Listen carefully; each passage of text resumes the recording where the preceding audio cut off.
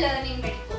सो आज की वीडियो में हम देखेंगे how to study from Kaizen for AIPGT और actually what to study from Kaizen for AIPGT। तो जो काइजन है ये one of the best I think homeopathy subjects के लिए है, प्रिपरेशंस के लिए। तो ये बहुत हेल्पफुल हो जाता है हम जब AIPGT के लिए प्रिपेयर करते हैं। तो जब मैंने काइजन लिया था मैंने काफी लेट लिया था और मुझे इतना रिग्रेट हुआ था उस बात पर कि मैंने ये पहले क्यों नहीं ले लिया, क्योंकि काइजन काफी हेल्पफुल हो जाता है होम्योपैथिक सब्जेक्ट के लिए स्पेशली। तो आप ऐसे कर सकते हो, लाइक मुझे लगता है मुझे ऐसे करना चाहिए था। जो सक्सेस है उसके second and third volume low, first volume ना लो, क्योंकि सक्सेस के फर्स्ट वॉल्यूम में होम्योपैथिक सब्जेक्ट है और मुझे नहीं लगता वो इतने अच्छे। बट MCQ सॉल्विंग के लिए फर्स्ट वॉल्यूम अच्छा है। हाँ, तो आप ऐसे भी कर सकते हो, अगर आपको थोड़े से मतलब पैसे बचाने हो वैसे कर सकते हो आप।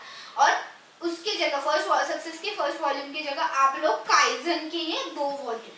सो काइजन के पहले वॉल्यूम में आप ऐसे भी कर सकते हो कि काइजन का फर्स्ट वॉल्यूम ना लो एंड सिर्फ second volume low and you study from crack the entrance. तो ये मैं आपको बताऊंगी, ऐसे आने वाली वीडियोस में बताऊंगी कि आप क्या क्या ले सकते हो सिर्फ। Okay, now first up is kaizen का पहला वॉल्यूम। तो काइजन के पहले वॉल्यूम में है HMM एंड फार्मेसी। तो इसका जो HMM है क्या सही दिया हुआ है, मतलब इसमें थियोरी पार्ट ऑब्वियसली इतना अच्छा नहीं है, मुझे नहीं अच्छा लगा क्योंकि मैं उसको रिलेट ही नहीं कर पा रही थी। और मैंने theory part actually boric materia Medica और एलन स्कीनर से किया था, इसलिए मैं उसको रिलेट ही नहीं कर पा रही थी किसी थियोरी पार्ट को। तो मुझे सबसे अच्छा इसमें क्या लगा कि इसमें क्या किया है इन्होंने, एक पहला सेक्शन क्या दिया है मटेरिया मेडिका के MCQs का।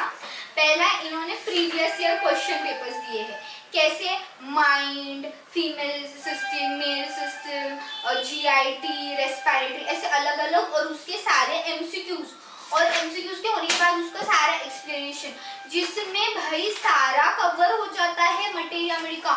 इतना सही है ये लास्ट मिनट रिवीजन के लिए, क्योंकि आप जब लास्ट के 2-3 महीने में प्रिपेयर कर रहे हो तो आपके पास टाइम नहीं कि आप बोरिक और एलेंस में से पढ़ो। तो अगर आप इतना ही पढ़ लोगे ना, सीरियसली हमारे तो सारे MCQs इसमें से आए थे। मतलब जब मैं आंसर की ये बना रही हूँ, अभी आंसर की के एक्सप्लेनेशंस बना रही हूँ वीडियोस के लिए, तब मुझे ना सब इसमें से ही, इसलिए ये काफी हेल्पफुल हो जाता है। तो ये MCQs का जो एक्सप्लेनेशन है ये आप हर 2 दिन में पढ़ो, हर 2 दिन में पढ़ो, इतना रिवीजन दो इसको। आपको ये 15 to 20 टाइम्स पढ़ना है, इतना हेल्पफुल हो जाएगा और आपका पूरा मटेरिया मेडिका भी इसमें कवर हो सकता है लास्ट मिनट रिवीजन में अगर आप कर रहे हो।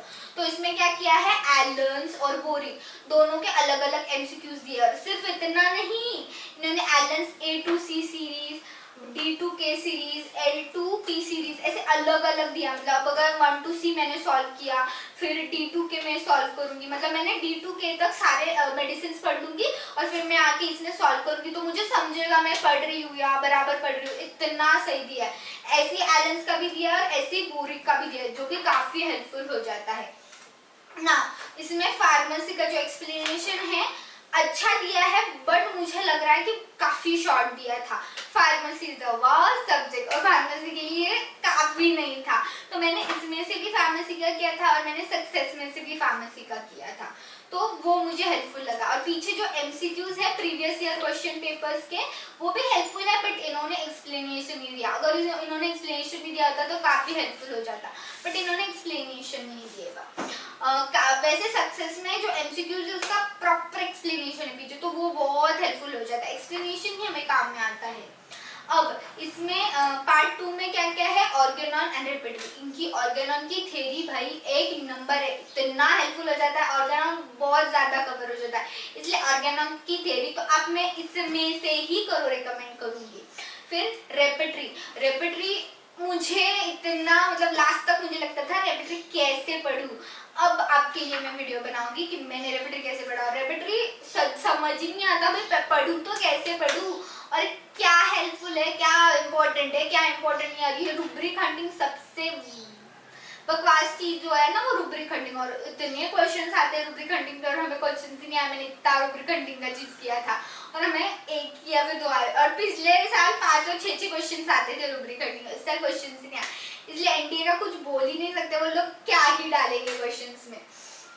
रेपेटरी का ये है। और रेपेटरी का क्या है, इन्होंने एक्सप्लेनेशन भी काफी अच्छा दिया है। इन्होंने सारे जो बड़ी बड़ी रेपेटरी जैसे बीबीसीआर, टीपीवी और केन, इनके अलग एमसीक्यूज दिए, लाइक लिटरली अलग एमसीक्यूज दिए हैं ऐसे पूरे, तो वो काफी हेल्पफुल हो जाता है रेपेटरी की प्रिपरेशन के लिए।